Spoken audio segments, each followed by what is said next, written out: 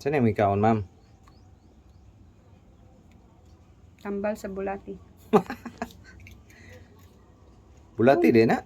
O tambal sa kuwan? Mabal yung tambal sa una sa mga teachers sa elementary. Uy, mao ba? Tagaan ka dito sa room. Tagaan dayon mo. Isa ka sangad ako kayo. Kaunan din na ninyo tanan. Uy, grabe no. Pagka libang mo, lumba di gihap sa kuwan, bulati.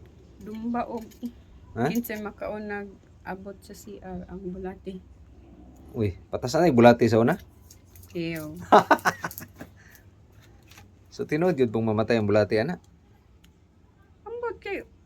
Manggawas mo sila? Manggawas man pod. Malipong siguro, no? Na sila kasabutan nga. Gawas mi ha. Ay, murag baho na kaya there's ito ang balay, ana, lugar. Murag na amay bagong perfume.